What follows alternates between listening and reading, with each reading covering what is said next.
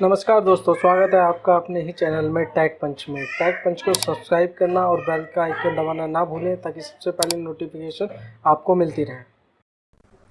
Hello दोस्तों, इस video में हम आपको बताएंगे गूगल इनकॉग्निट मोड के बारे में। गूगल इनकॉग्निट मोड क्या है? गूगल इनकॉग्निट मोड को हम एक तरीके से प्राइवेट विंडो या प्राइवेट ब्राउजिंग भी कहते हैं।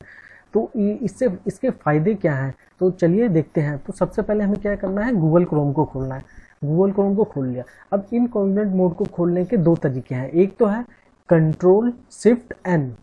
कंट्रोल शिफ्ट एन अगर आप दबा देंगे तो उससे क्या होगा, इनकॉग्निट मोड खुल जाएगा।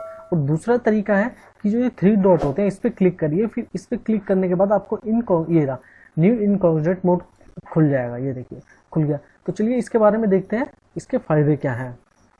इनकॉग्निट मोड को एक तरीके से हम प्राइवेट विंडो या प्राइवेट ब्राउजिंग भी कहते हैं। इसका इस्तेमाल बेसिकली जब हम करते हैं जब हम अपना सिस्टम ना यूज़ करके किसी दूसरे का सिस्टम यूज़ कर रहे हैं। और उस केस में क्या होता है कि हमने जैसे कि कोई फॉर्म फिल करा या कुछ भी हमने हिस्ट्री देखी, कुछ भी चीज़ देखी या कोई वेबसाइट खोली, तो उसकी हिस्ट्री उस सिस्टम पे ना स्टोर होए, उसके लिए हम क्या करते हैं, इनकॉग्निट मोड को खोलते हैं। इनकॉग्निट मोड में क्या होता है, जो भी हमने करा है, करेंटली काम करा है, जैसे हमने कोई वेबसाइट विजिट करी है या कोई फॉर्म भरा है या किसी से पेमेंट करी है, तो उस केस में क्या होता है, जो ये गूगल इनकॉग्निट मोड होता है जब तक ये ओपन रहता है तभी तक वो स्टोर रहती है। अगर हमने इसे क्लोज कर दिया, अगर इस इनकॉग्निट मोड को क्लोज कर दिया, जो भी हमने सर्च करा है या जो भी हम वेबसाइट पे विजिट करें हैं, तो वो सारा डाटा डिलीट हो जाता है।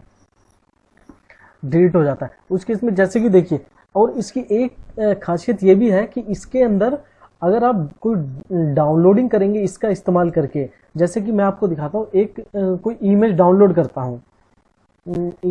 करता हूँ,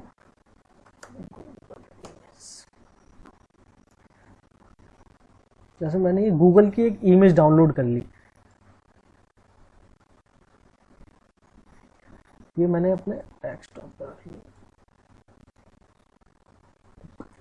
अगर मैं इसे करता हूं तो ये जो इमेज मैंने सेव करी है ये मेरे सिस्टम पे आ जाएगी। लेकिन जैसे मैंने ये गूगल सर्च करा है, अगर मैं इसे जाऊं, इसे नॉर्मल विंडो में अगर देखूं, अगर हिस्ट्री में इसे चेक करूं, हिस्ट्री,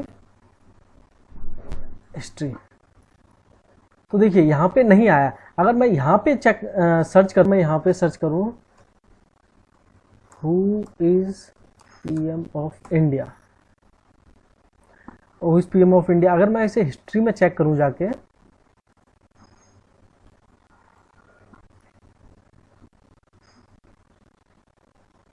ये देखिए who is PM of India, यानी कि हिस्ट्री में वो आ गया।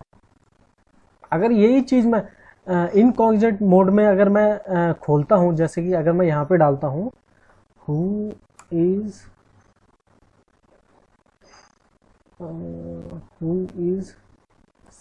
CM of Delhi, chief minister of Delhi, या अगर ये मैंने डाला है तो ये क्या है, अब ये उस हिस्ट्री में सेव नहीं होगा। अगर मैं यहाँ पे जाके हिस्ट्री में चेक करूं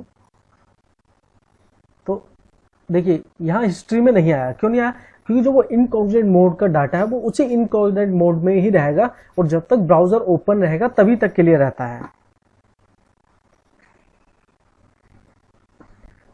और इनकॉग्निट मोड के जैसे कि अगर मान लीजिए इनकॉग्निट मोड में ये होता है, जैसे कि हमने कोई भी फॉर्म फिल करा, फॉर्म फिल करते समय आपने कई बार देखा होगा, जैसे कि हमने नाम भर दिया, एड्रेस भर दिया या कुछ भी XYZ फिल कर दिया, तो कई बार क्या होता है जब हम कोई नया फॉर्म भरते हैं तो एक बार क्लिक, जैसे नाम हमारा आया, सेलेक्ट कर लिया, तो वो और भी जो एड्रेस होता है, फोन नंबर होता है, वो ऑटो फिल हो जाते हैं। तो इस इनकॉग्निट मोड का यूज करने से वो ऑटो फिल वाला जो डाटा रहता है वो स्टोर नहीं होता, वो टेम्परेरी होता है इसी इनकॉग्निट मोड पे और फिर वो बाद में डिलीट हो जाता है। तो हमें उसमें नॉर्मल विंडो में जो गूगल क्रोम की होती है उसमें वो वाला डाटा हमें नहीं मिलता। और इनकॉग्निट मोड का यूज करने का एक और बहुत अच्छा ये फायदा रहता है कि जैसे कि हम ऑनलाइन शॉपिंग में आपने कई बार देखा होगा, अगर आप एक ही प्रोडक्ट को बार बार सर्च करते हैं तो वो ऑनलाइन शॉपिंग क्या करता है, आपके जो प्रोडक्ट जो आप सर्च कर रहे हैं उसका धीरे धीरे रेट बढ़ाने लगता है। अगर आप वो चीज़ इस इनकॉग्निट मोड में सर्च करेंगे तो वो गूगल जो वो ऑनलाइन शॉपिंग की वेबसाइट है वो सेम ही रेट दिखाएगी, वो बढ़ा नहीं पाएगी क्योंकि उसे पता नहीं लगेगा कि ये कौन सर्च कर रहा है। और हाँ, एक और चीज़, जो आप इनकॉग्निट मोड को यूज़ कर रहे हैं, आप ये ना समझे कि आप फुल्ली एनोनिमस हैं। जो भी आप सर्च कर रहे हैं ये सारा इस सिस्टम के लिए है, इस सिस्टम में स्टोर नहीं होगा। लेकिन जो आपका इंटरनेट सर्विस प्रोवाइडर है वो आपको देख सकता है आपने किस किस साइट पर विजिट करी है, या आप किसी स्कूल या कॉलेज में हैं तो वहाँ से आपको पता लगाया जा सकता है। वो आपके सिस्टम के आईपी एड्रेस से पता लगा लेंगे इस सिस्टम से किस किस वेबसाइट पे गए हैं और क्या क्या देखा गया है। तो इनकॉग्निट मोड का ये मेन फ़ायदा रहता है। और जहाँ तक हो सके इनकॉग्निट मोड का यूज़ करें ऑनलाइन पेमेंट में, क्योंकि ये क्रेडिट कार्ड और डेबिट कार्ड की इंफॉर्मेशन सेव नहीं करता। और हाँ, एक और चीज़, अगर आपके सिस्टम से पहले से ही वायरस है तो ये इनकॉग्निट मोड भी काम नहीं करेगा। या जैसे की प्रेस लॉगर होता है, वो क्या करेगा, वो आप जो भी की प्रेस करेंगे उसकी वो इन्फॉर्मेशन रख लेता है। इसलिए नॉर्मल विंडो के मुकाबले इनकॉग्निट मोड काफ़ी हद से सेफ है। तो जहाँ तक हो सके इसका यूज़ करें। ऑनलाइन ट्रांजैक्शन में, ऑनलाइन शॉपिंग साइट्स पर जाके रैंडमली जो वेबसाइट अपने प्राइस बढ़ाते हैं वो ना बढ़ा सकें, और ऑनलाइन पेमेंट करते समय अक्सर इसका इस्तेमाल करें। अगर आपको ये वीडियो पसंद आई हो तो इसे लाइक करना और शेयर करना ना भूलें।